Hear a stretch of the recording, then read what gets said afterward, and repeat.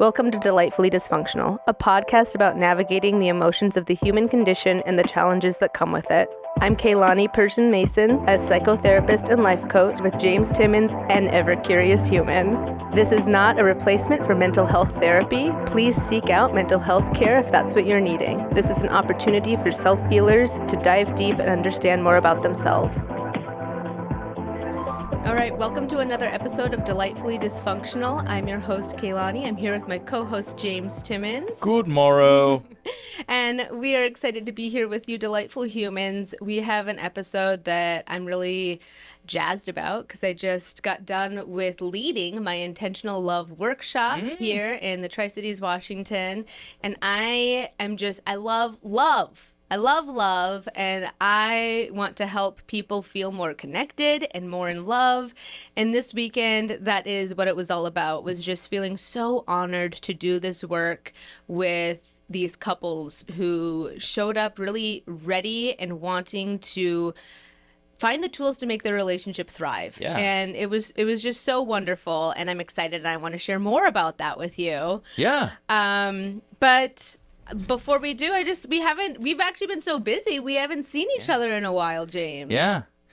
Are you asking how I I've want to been? know how are you doing? Great.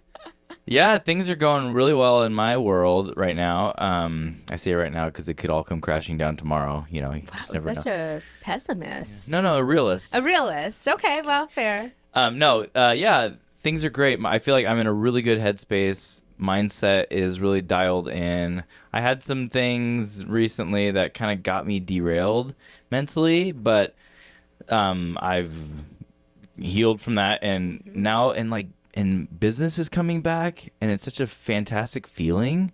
So so financial stress is lowered, and everything is kind of tracking. I feel like I'm on track. You know, so some good shifts that happen. yeah, That's some good shit wonderful. that happened. So you just Exactly. Yeah, likewise. I mean, I'm enjoying spring a lot. I don't know. It feels so good when the weather starts to shift. So that's been really fun. Yeah, maybe and that's it. yeah, I think that helps a lot of people. and Just, my bones aren't chilled right now, so We're getting that vitamin D. yeah. But it's been a busy season. So I think for me, it's been a big lesson in navigating that busyness and not getting burnt out, and how I can still bring enough energy to the people in my life that mean the most to me, which are my husband and my kiddos. Yeah. So those are things that I've been navigating and really trying to thrive in. I think I do pretty good, but there's room for improvement. And I think Always. that's a message on our podcast that I really enjoy. It's like, I want people to feel as though we are celebrating the efforts that they're making, but that there always is room for improvement, and that requires that self-awareness and that honest inventory. And to me, when I can be really honest, brutally honest with myself, I just feel in alignment. And kind of not wanting to give myself excuses and really wanting to be accountable. I feel much more in alignment with what's important to me and who I want to show up as. Mm-hmm. So that's my hope for our listeners as they listen and hear, I don't know, the honesty and the vulnerability that we share. Absolutely. Yeah, because progress and success lives in like compound effect, if that makes any sense. Because it's that's been one of my biggest struggles through my life has been, if you have a bad day, then it just feels like a massive failure, and then I'd give up on but it's better to look at, where you're at. You're not quite where you want to be yet, but you've journeyed down this road to a point where it's compounded into stuff that you can really be proud of. One other thing recently that has been a bright note is my relationship with my children has improved quite a bit, and that is really exciting because that caused me a lot of stress, But That's beautiful. Yeah. I really love hearing that. Thank you. Yeah. So the thing that I had basically decided fairly recently, a few months ago, was to start making the opposite choices that I had been making. Just take the opposite action. And that's what I've been doing. I've been forcing it. So now it's to the point where those things are just like habits. Yeah. And Natural. yeah, so I'm like, okay, I love where I'm going and trending. Or a year ago, I absolutely would not have said that, you know. Yeah. So and I think it's as long as I just commit and stay consistent, then again it'll compound into something that I'll just be like, wow, life is way better now, you know. Yeah. So Yeah. I think the habits you're speaking to, I mean, John Gottman calls them habits of mind, like being intentional about it and like really taking action steps towards it. yeah, So I love that you are so action oriented because I think for some people who get stuck in ruminating, it stops them from taking that action step and they kind of get stuck in the quicksand. yeah, And I've now made it much more of a guideline with the clients that I work with. I want to work with action oriented clients who are goal driven. That doesn't mean that you have to jump in and bite off more than you can chew. Those goals can be small, yeah, but you need to be trying to help yourself pull out of where you are. And part of depression and anxiety means being fearful of wanting to take steps and yeah, feeling like you want your world to be smaller and you don't want to feel like you're doing anything that is risky or requires putting yourself out there. And those are the exact types of activities and steps that are required to change the habits in for your sure. mind and to change the direction that you're going. So, I don't know. Those are some of the things I was thinking of as you were sharing the different ways you've decided to change Yeah, in the last year, and I'm proud of you. I'm thank so you. glad that you made those changes because I think that brought you here to this moment where we're across from one another, and this Yeah, is fun. absolutely. Yeah, no, I mean to keep speaking on that, the because in the past, okay, so this is not really confession, but it's just something that I haven't really shared. But I've been moonlighting as an Uber driver because just for some side hustle, extra cash, and I recently had like lost a job in December, and I was working with a builder, and they let me go. It's fine, but I remember in the past I would have gotten really like upset and been like, "What am I gonna do? Where's the money gonna come from?" But at that point, I'd like just become an Uber driver. I was like, you know what? Uber's not gonna make me a lot of money, but the fact that I'm gonna like take very small incremental steps with the opposite action to make a little bit of money rather than no money, that has been like a discipline that it's really fueled a lot of other things, which so then it opened up my discipline to revive my real estate career, and now that feels like it's thriving again, and then I won't really have to Uber anymore. Although I love it.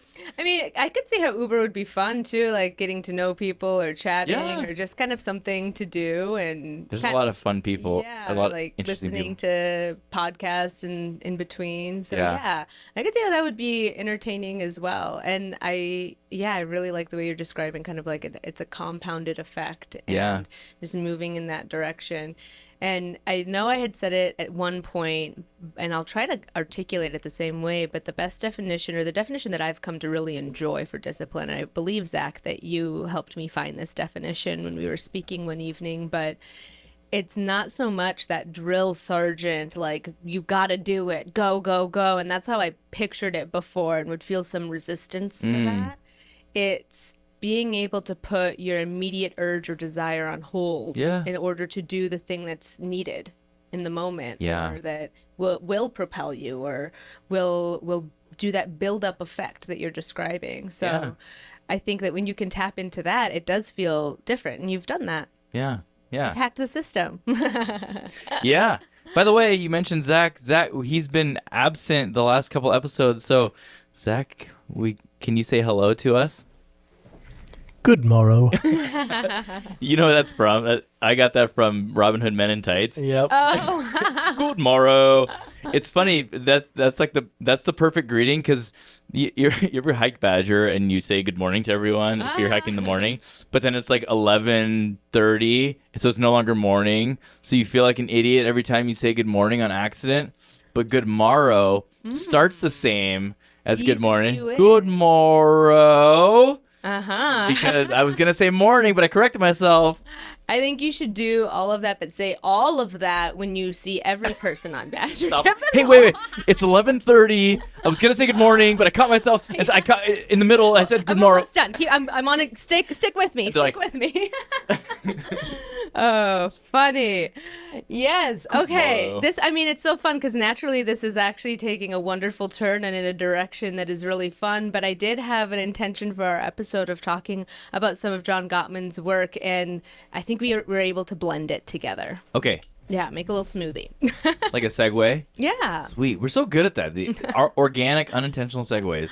Yes, yes. So, all of these habits of mind, we want to apply that also to the relationships we're wanting to cultivate. I just learned, too, actually, that he has some resources for singles, and there's a seven principles of making marriage work is part of the foundational work that I incorporate into my intentional love workshop for committed couples. And I'm starting to form round 2. So if you're interested, we will make sure to have a link in our link tree and you can join the wait list to get more information. It is a powerful, powerful workshop, and it just amplifies the love and connection in your relationship. But back to what I had just learned, that there are some resources in a way that it can be presented for singles that I'm also excited about exploring. Because like Zach and I were brainstorming the other day, and I was just thinking, I was feeling bad for like I've done the online dating thing in the past, and it's stressful, and I feel like since the time that I was online dating, things have just gotten worse. Yeah.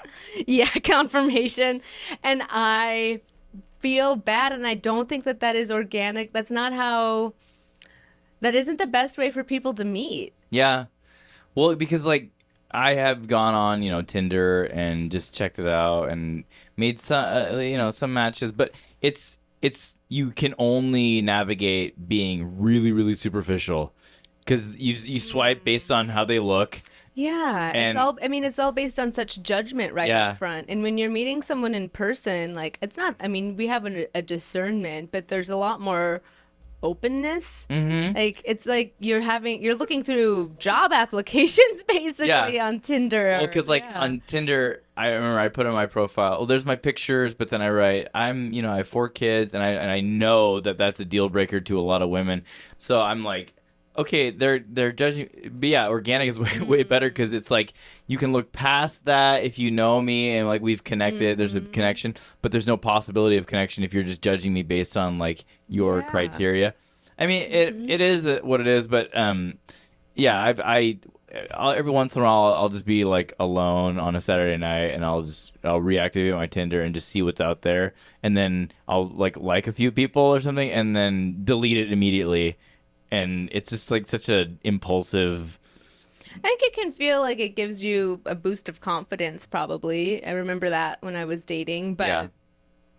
I think it doesn't allow you to fully see someone's humanity. And I've really started to create a mission statement for myself about wanting to just cultivate love, connection, and being able to see other people's humanity. Yeah. So it doesn't really align with that. Yeah. I don't know that it allows for that honest connection all the time. At the same time, I say that I know a lot of very happily married couples or people who are together because they met online. So I'm not completely bashing it. I think they would probably also agree that it was slim pickings or it was rough to find that person that Yeah. they found. So, and all that being said, there was this idea I had of wouldn't it be cool to do kind of like a part like principles of being a good partner to a group of singles and also like a mingling thing, but with some like better questions. Like I'm kind of giving them some more open-ended questions Like speed instead dating? of kind of like speed dating, but mixed with some like information. Like Psychedelics.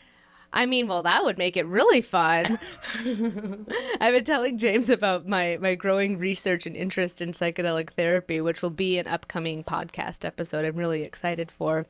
I don't know, maybe it's a terrible idea. I just like the idea of helping people know how to navigate love better. Yeah. And that's why I'm excited about this work with John Gottman. This is 40 years of research that has gone into understanding the principles and the skills that make relationships happy, healthy, and thriving. And how he did that research is really cool. He basically opened up a little B&B and invited couples to come and enjoy a wonderful, relaxing weekend there. Oh. Except that they were also hooked up to a heart rate monitor. They had what they jokingly called jiggleometers on their seat that would note how much someone was fidgeting and Okay. jiggling. That's not where my mind went. Oh, no. Yeah. Sorry. Don't go in the gutter, sir. No. We're talking about a lot of research here. I'm like, what kind of B&B was this? He's sitting there by your bedside with you hook to a jiggleometer. A jiggleometer. Does he have anything where like how to successfully manipulate a woman? Asking for a friend. Asking for a friend. Yeah. I do not have resources for you. I have my I have a lot ideas. of resources on leveling up. If you want to level up in your life. I don't care about that. I just want like a toxic, and you know, my old. I'm just kidding. Oh man, you are Hot a mess? transformed Oh. version of yourself, and I'm excited to work with James 2.0. So Thanks. we're pulling him out of the woodwork. I'm at 1.5 right now. Oh, no, I wouldn't say that. But in what he called the Love Lab, this B&B, they're getting all of this biofeedback from the participants, even getting blood work to be able to understand their immune functioning, because stress in a relationship can determine the health of the relationship, and stress equals your immune functioning in your body. And they would even take urine samples to really get an idea of the cortisol levels, the stress hormones that are happening in their bodies too. And then there would be a one-way mirror where people are just casually sitting on the other end, ranking and classifying the behaviors that they see. And you might be thinking, these people I'm so aren't sorry. being real No, in that space. I feel like you're describing the plot of a porno. I think that there was private space that they There's would mirrors, not have been watched. There's jiggleometers. There, you know, I need to keep an open mind. I'm sorry. I love John Gottman. I know a little bit about his research, so there's that. Okay, But so my mind is in the gutter. I'm gonna focus. Okay, focus. Okay. It's gonna take all of your power. Can you do it? Yes, I'm all about Okay. mindset. So here we go. There's no Gottman pornography that I know of out in the world. Let's not manifest Let's not look for it. I'm not here for that. I'm not here for that, guys. Okay, so Love Lab. Sorry, I'm gonna get serious. Here What we he go. was able to do is he's able to predict divorce within 91% accuracy, really being able to pick up on what habits lead to a happy, thriving relationship and what habits leads to disasters. So he was able to code relationship masters and relationship disasters. And a few of his findings were that emotional intelligence is a huge predictor in the health of a relationship. And not only that, interestingly enough, it's also a huge predictor in your children's IQ and their ability to be self-aware of others in their environment too. So it's something that we definitely should want to strive for. Not only that, if we think about, I often want to tell health buffs that if you took just 10% of the time that you were going to the gym and you invested it into your relationship, your health benefits would look like 4 to 8 years added to your life, to that of someone who's divorced or who is unhappily married. So there are major health outcomes when you really commit to this work, but it very much is a habit of mind. Yeah. Like the same way that it's difficult to change the habits that you described. It took like kind of chipping away at it until it felt more natural. Yeah. This is the same type of work that we need to do when it comes to being in and staying in intentional love with someone. But the theme of this, though, is I want to emphasize the good enough relationship. Okay. Not the perfect relationship. Which doesn't exist. Yeah. Which doesn't exist. Yeah, exactly. I don't have a perfect relationship. There's no such thing. I love that with John and Julie Gottman's work, they also talk about like fights that they've had and conflict that they've had Yeah. and the ways that they work through it. Conflict is necessary in order to learn about each other. And so if we can walk into that conflict space with the goal of wanting to understand our partner, that's going to make a huge improvement in the outcome right there. And kind of understanding too that there's a reason for conflict. It's letting us know that something isn't working, and we should be curious about what we can do to improve it. Not always fix it, but improve it. With the idea of a good enough relationship, though, I just don't think that people should have an expectation that it should be free from conflict. Married people, they argue. People in happy, healthy relationships, they argue. It's about how quickly you repair and turn towards one another. Yeah. Yeah, I had a friend who he was sharing once about his marriage and this thing that they do, they call it a weekly check-in, where they would get a babysitter or whatever, and it's not a date. They would go out to dinner on like a Wednesday night, and they would just throughout the week write down things that kind of bugged them or something, and they would sit down and just kind of like lay it all on the table. And the way he was describing it was like such a healthy openness, and he said that thing every week that they do has dramatically made their marriage so unshakable. Yeah. And so when he told me that, I was like, okay, that's what I want, in the future. Yeah. But yeah, because the best human interactions that I've experienced are the ones where there is just the safety and freedom to be candid and share your concerns and ideas. Mm-hmm. Like when I think of a best friend, I think I can come to him. Mm-hmm. Well, let's say a woman in this situation. I can go to them and just share like my crazy jokes in my head or all my thoughts, and they're gonna laugh or something. Respond without contempt. And I know the Four Horsemen of the Apocalypse that John Gottman has, isn't one of them contempt? Contempt, criticism, defensiveness, and stonewalling. I don't know why I had pauses in there. I just felt on the spot. But contempt is the highest. That is like acid on a relationship. Yeah. That is seen as the highest predictor of divorce if there is high contempt, which can be as simple as a lot of eye rolling. It's the idea that one partner feels a superiority to the other, or is constantly kind of tearing them apart and doing so. Well, it's cruelly. so common in relationships. Even when people are dating, there's that like annoyance and I've since it's been common in my mind, I've always thought that it's just a part of every relationship. But now I'm like, no, it doesn't have to be. And I feel like curiosity is the not the anti-venom, but Antidote? yes, that's the word. The antidote to contempt. You're always bringing in like Marvel terms, so it's funny. You said anti-venom. Yeah. And I'm like, I get what you mean. It's Marvel speak. I have a very limited vocabulary. I have a middle school vocabulary. It makes it fun. It brings the spice to the podcast. Like when Spider-Man would, Otherwise, I'd be using like clinical words, and I feel like it would be so boring. So that's probably why people say it's relatable. It's because it's like, Kaylani, you're smart and you're professional, but then James is dumb, and he like really brings it down to a layman level. And I'm like, that part in Batman where you're like, oh, you're talking about the antidote. Oh, but no, I have a lot of clients who will bring in movie references and things, and I find it really fun because they're just talking about archetypes and themes that are in life embedded into film. And if that's the language they want to use, I'm like, I'll dive into that with you. I need to probably watch more movies though to stay up to date. I'm starting to get old and I don't even know what they're talking about. I gotta brush up. Have you watched Beef on Netflix by We've chance? started. I think we're on episode 5. It's funny because the woman is Japanese and the guy's Korean, and I was like, It's have you seen any of Amy Wong's comedy? That's the star Yeah. of yeah, Ali she's Wong. Ali Wong. Oh my gosh, thank you. Yeah. Ali Wong. Yes, I love her. I dressed up funny. as her for Halloween Oh, one really? year. Yeah.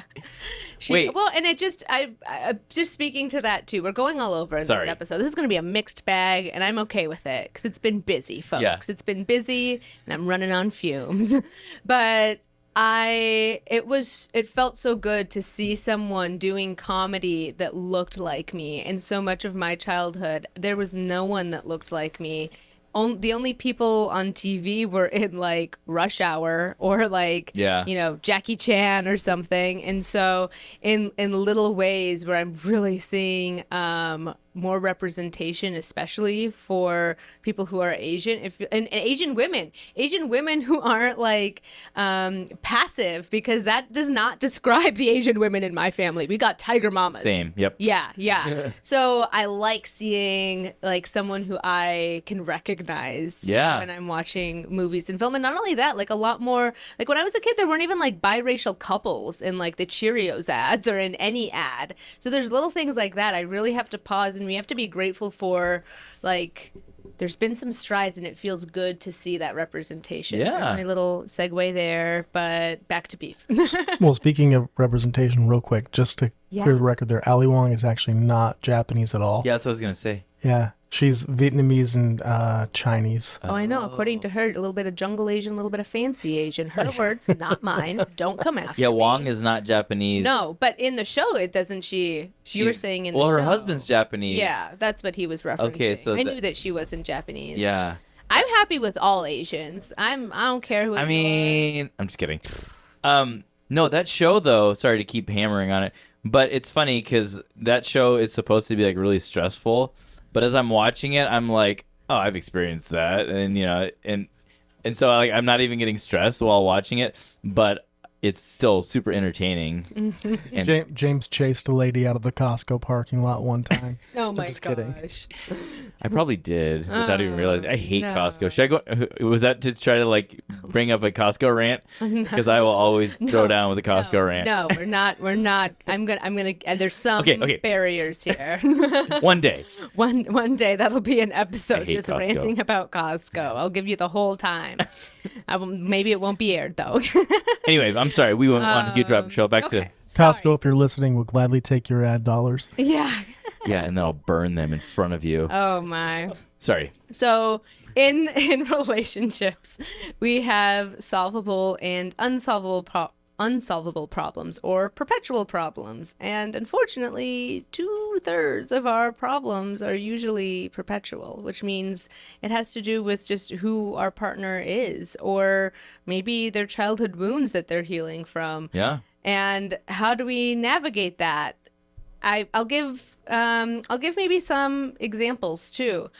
Perhaps someone marries their wife because they're this warm, kind-hearted, giving person, and that's what they love about them. They're so kind to so many people. This is actually very common, so I'm kind of painting with broad brush strokes because I think this is a theme. And then that once they're married, it's also what might bother them. Like, well, you're always giving too much to someone, or you're always giving too much of your time. You're Yeah. always, I'm feeling like I'm the last thought, or I'm not a priority. And it's the same thing that you fell in love with might also become the perpetual problem that is always there in your relationship. I feel as though I love Gottman's analogy of playing soccer and viewing the problem as the soccer ball, not your partner as the problem. Like, don't start seeing your partner as the soccer Yeah. ball. You want to be able to kick that problem back and forth and problem solve, not villainize them. Yeah. Love them for who they are. Don't hate them for what they're not. Yeah, that was good. That was a quote I heard. That was not original. Oh, I was like, did you just pull that out of your ass? No, Dang. I wish. Sorry, I blacked out. What are we talking about? I'm like, James, what just happened right now? But we need to kind of be encouraging of one another to view it that way versus this is something that we can't overcome.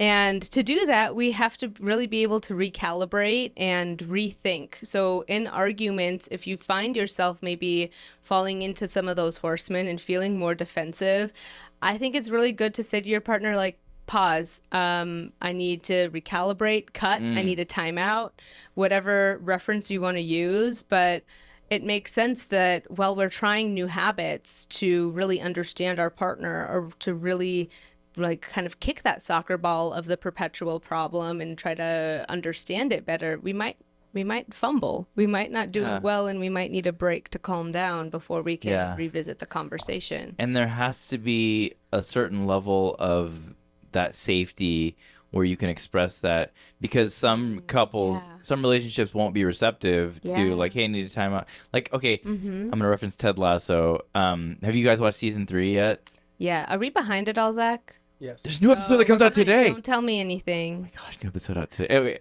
yeah, I'm caught up. But there's one part where, because remember earlier in the series, Ted says that like his safe word or whatever is Oklahoma, where him and his wife would say that, and they had to just tell the truth. And there's a moment where Rebecca is sitting, comes into Ted's office, and she says like, "Hey, how's it going?" He kind of gives like a really generic answer. She said Oklahoma, and there's like this. There's such good actors because there's like this moment of like you can just feel like that safety and clarity, and Ted then like explains what's going on. I love that. Yeah. That's really beautiful.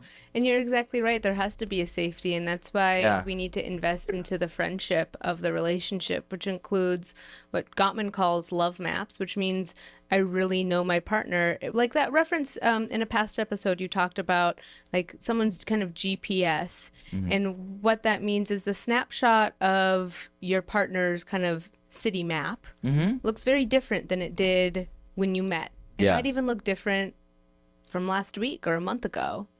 So what alley is new? What new construction has happened? What has been demolished about their belief system, about their friend group, about the way they think about family, or Yeah. et cetera, et cetera.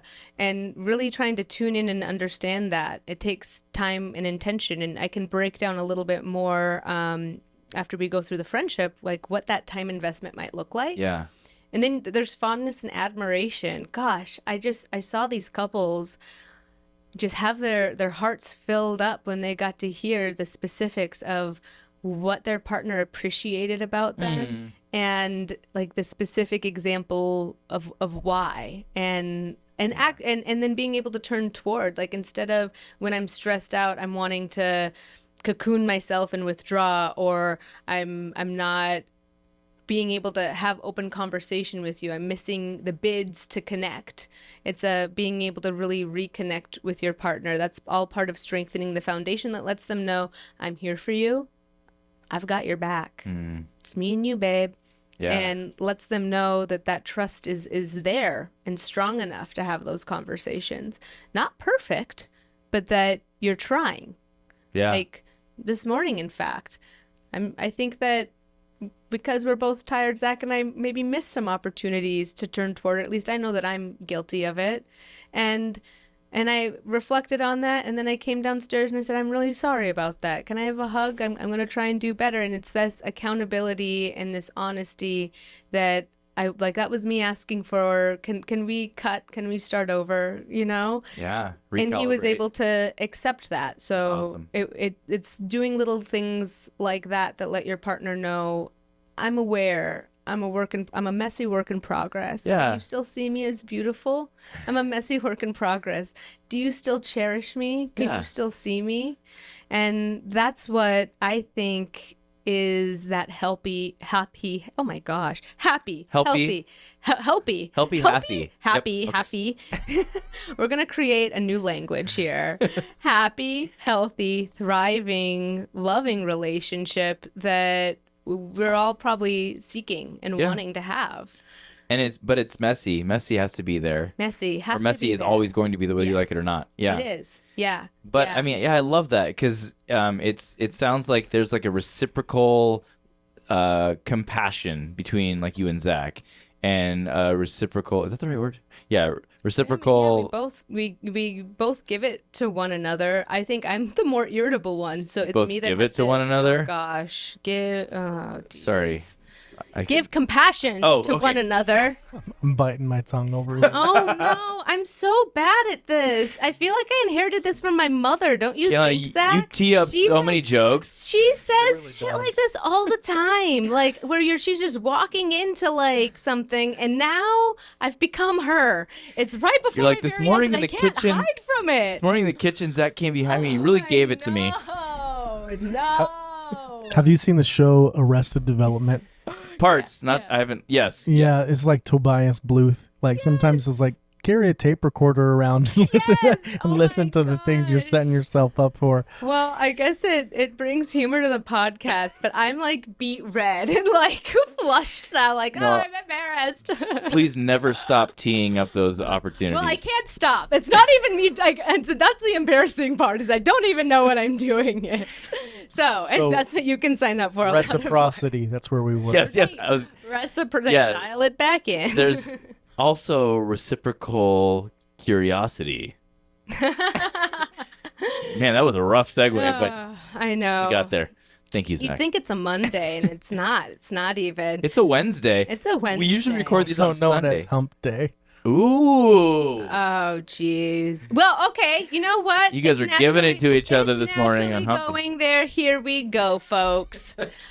I was once writing down on my whiteboard all of these Gottman things we're talking about, and my handwriting was getting all curly Q skewed. And they were like, wait, what does that say? And I looked and I'm like, well, it looks like shared moaning. It's shared meaning. But I was like, you will get shared moaning too. I guarantee it. Are you Oh. telling me that if you do not feel appreciated and you feel like your partner is turning towards you and they really want to understand you, that is the hottest freaking foreplay there is. That is what is going to give you that intimacy and make some spicy sex. So I will now dive into those waters. Yeah. And we can talk about it because I think that that's something, that's a perspective when couples come to these types of retreats they might not be thinking about, but I think it's important that we talk about this element of a relationship that is necessary really to feel that connection with someone, and the differences too in males and females when it comes to how that works. Like females need a little bit more time to rev up that engine, and that foreplay looks like investing into the relationship in these ways. Yeah. Well, okay. I'm glad we're going there. Because that's another element of like an open, candid relationship, because you can talk about like what you enjoy during sex. Yeah. Where if you guys are both guarded, there's no way you're gonna let that wall. That's a really vulnerable place. And but I mean, if you guys are happy and compassionate and curious with each other, and there's that safety, then you're talking about everything. Then talking about like, I really liked that position, or I really, then you can, or you should spend more time Exactly. doing that. That's like if that exists, then I feel like that would be the ultimate pinnacle of a healthy relationship, Yeah. Okay, I'm going like this so that if we're editing, we can cut here. Zach, can I talk about our sex life but not share too much? Yeah. Okay. I just wanted to get confirmation. Okay. And you can just leave that in too. It's Right. fine. Oh gosh, never leaving it in. I'm just making sure. Speaking I'm of leaving checking it in, Oh no! Sorry. Oh jeez. this is gonna be rated R. But We have termed it the recap. So after That's sex awesome. and we're snuggling, I'm like, give me your highlight reel, give me your recap. And it's just intensified and maximized the potential for connection. Yeah, because it's like, do more of that, do less of this. Yeah, and to be able to like really talk about it, because I think that it's easy for couples to be fearful about talking about sex. I've worked with couples who, they've been together for over a decade, but you can't tell your partner what you're wanting, and there's so much fear of rejection and sensitivity. So all of these things that make the relationship strong and the friendship strong, they provide trust and commitment to know that like no, you are committed to being that safe person for me, that allows you to be able to share a lot more. So Yeah. yeah, say, oh, you know what? This was real hot when you did that, or that felt really good, or ooh, that was a fun move. Where'd that come from? Or you know what we could do? We could try this next time. Yeah. And try to start easing some conversation about sex into your post-coital moments. Coital. There's that word I again. know. I was like, I've never used it before. I was gonna give it a try. I don't know if I liked it. It works. Did it work? Okay. Post-coital. Oh, Yeah. we need a speech therapist on hand. Jeepers. I know one. Yeah, I know some too. Yeah. So that's one thing, one way that you can go about it. And then there's a few shows that I think have been really fun that we have started watching and been able to talk about that have also really helped to understand more from his perspective and mine about what we like, what we want, what we're curious about, things you might fantasize about, or things you have intention and want to do versus things that are just really meant to stay in my mind. I have no intention of doing it. Yeah. You can have all these conversations within that. I like the show How to Build a Sex Room on Netflix for that. It sounds spicier than it is. Okay. Okay. So it is basically this woman who's, I think, mainly an interior designer, but has this passion for helping couples have a space that they can really reconnect and feel comfortable to do so. So it's different for each person. Sometimes they might be real kinky and they might be inviting all kinds of kinking things into this room. Sometimes it's having a relaxing room where they can just like shut off their brain and really enjoy one another's company. Yeah. It's not so spicy. So you can watch it as a couple in a way of like, oh, heck no, I'm not interested, or I would try that. Oh, I like that idea. Yes, I agree. I think that it makes sense as a couple, but I'm just sitting here thinking of how big of a red flag it would be if you are dating somebody and they have a sex room as a single person. Like if you watch 50 Shades of Grey. That would be terrifying. Well, I mean, that would be, if you're a single person with a sex room, that sounds like you're gonna go, Yeah. that sounds a little cuckoo. 50 Shades of Grey. Have you read or watched that? I'm guilty. Okay. I only watched it and I hated it, but like I watched like half of it. The part where he like brings the woman to his huge penthouse, whatever. He's like, "This is my sex room," and I'm like, "What? Run!"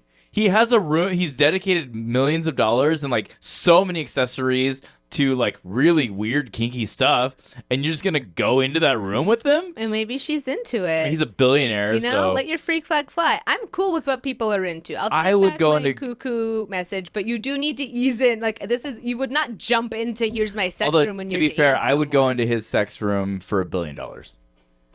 Well, now you need to retract some statements. Now you're into it, aren't you? But I'm shallow. I'm into money. Oh dear. Sorry. Okay.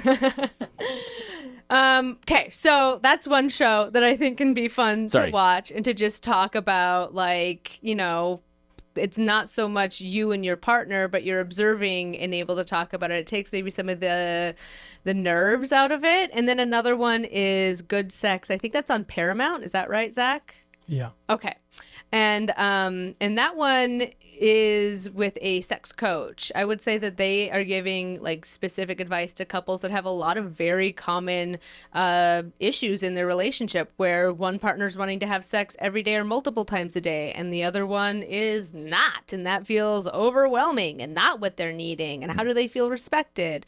Couples where there's erectile dysfunction and they're wanting to have intimate connection, and it's more psychological than physical. How can we navigate that and understand it? Yeah. Couples who have some sexual trauma that they're navigating through, and how do they come to terms with that? Or grew up in like that strong religious purity culture. So how do I switch my mind into this space where now sexual activity is something I should be comfortable with, when it was really drilled into me that it's something that is bad or something that I shouldn't be doing or thinking about? There is a lot of variety to the stories that are told that I think are very relatable, and then the suggestions that can come up, you can kind of see it from a different perspective. That one is a little bit spicier, I will say. So if you have a high spice content, go check out Good Sex. But this is these are all the things that are a part of that. So if you are feeling that, oh, there's this perpetual problem or this problem that we keep having the same argument all the time, me and my partner, and it's driving me crazy and it's making me have a lot less satisfaction in our relationship. They just don't get me. I don't feel connected to them. This is something that can be improved when we strengthen the foundation. If you're feeling like, our sex life, it's a little bit bland. I don't know how to bring it up or spice it up. I don't know how to talk about it. There are tools and there is a method to strengthen that and to really be able to have those conversations. So I would never want someone to feel like they are in a completely hopeless position in their relationship.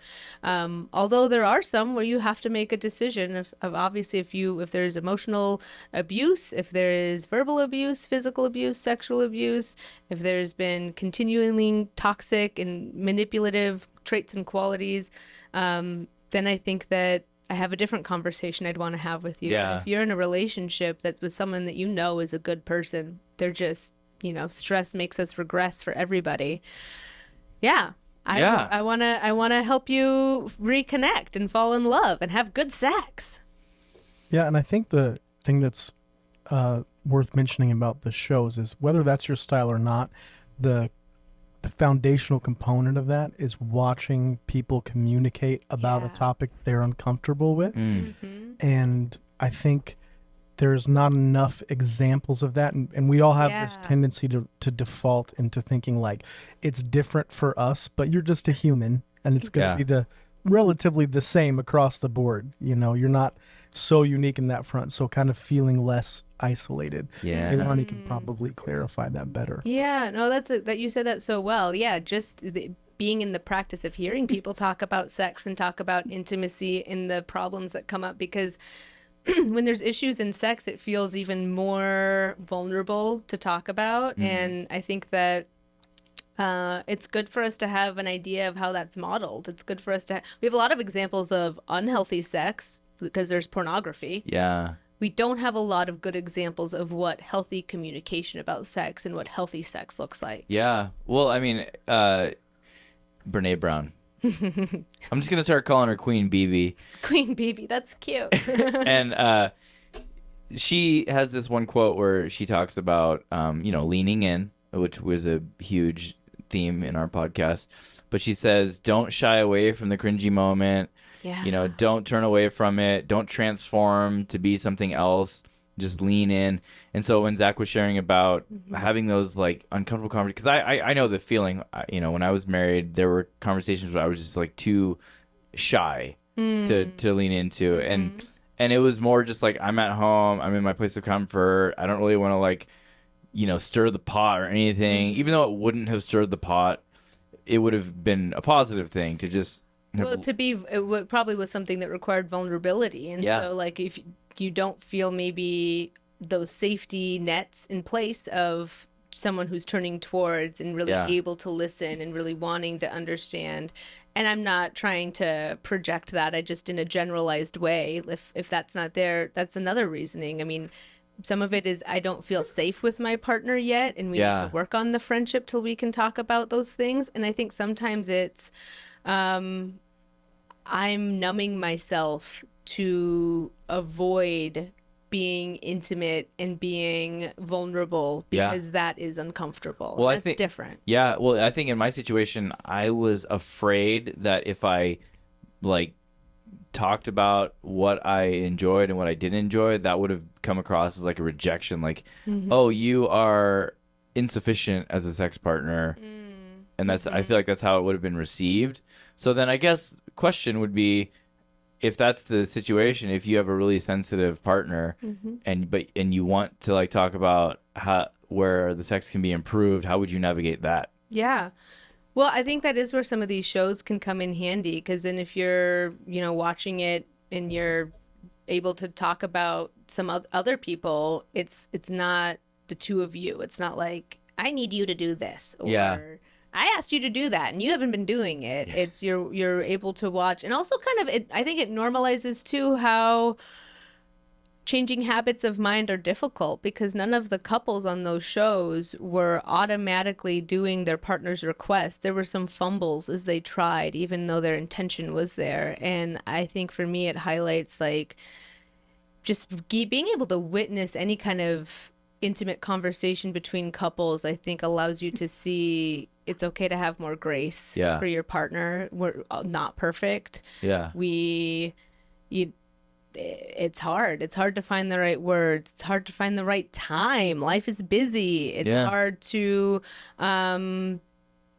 even know what you're wanting sometimes. Yeah. Even know what you're wanting sometimes when it comes to sex, and being able to identify it and then articulate it in a way that your partner can understand. It can feel really overwhelming. So I think that when you strengthen the friendship, you'll find more ease. And when you can find a way to just start incorporating little ways to talk about sex, it will become easier and easier to explore another level. So Yeah. I'd say start with that, like, give me that recap, babe. How was that? What Yeah. were the highlights? What were the favorite parts? And Yeah. yeah, I Well, think that's that my- can be really fun. That would probably be the solution, because I'm sure you hear a lot from couples about like their sex being vanilla and really like boring. I feel like that would be the way to improve it and solve that problem, the recap. That's really great. Yeah. And when you strengthen that friendship, I mean, it just makes both partners feel more free to be themselves when they're in bed with one another. Yeah. So, yeah, give a crap about your partner. Ask them lots of questions. Be kind to them. Share what you like about them and why. Be specific. Yeah, the why. That's Yeah. The turning toward, I mean, these could all individually and will be expanded on in future podcast episodes. This is just as a rough draft. Yeah. Give it a try. No, this has been a great conversation. So if these are topics that were interesting to you when it comes to having a more intentional and connected love with your partner, or if you are wanting to be involved in more of the intentional love workshops that I'm going to be doing, please check the link out where I am starting to gain a list of people who are interested in getting updated. I'm also doing work with couples, and you can contact me if you'd like to work with me. I also work with individuals who are goal-oriented and really wanting to work through their past trauma or have career goals, have goals with relationships, boundaries, healing. Those are kind of the areas that I'm really focused on and excited about right now. And I'm excited about this project that we've been doing, this passion project, James. How Yeah. many months in are we now? We started February 7th. That was our launch date. So we're nearing 3 months. Wow. Right? February, March, April. Yeah. Okay. Yeah. Yeah. And we've had a lot of attention, I guess. It's been great. In fact, there's been some, I've had people contacting me and really sharing the relatableness and how like the vulnerability that we have here has helped them come to terms with some things for themselves. That's and when awesome. we get that kind of feedback, yeah, it feels so good. Like, just like I said, that human connection, and when we can see the humanity of Yeah. one another, I think it's such a gift. And yeah, it feels so good to know that that's the takeaway, because that was my hope when I was dreaming this idea up and when we started talking about it. And yeah, thank you so much for listening. Please like, subscribe, give us a rating. We are just a team of 3 people. Yeah. We're putting our time and energy into something that we feel really passionate about, spreading this message of leaning in and being curious. So we appreciate our listeners, our delightful humans, so much. And we are working on kind of creating a bit of a delightful human club too. Yeah. So we're going to be getting some more information out about that. But reach out, write us advice, stay connected, and stay delightful. Yeah. See you next time.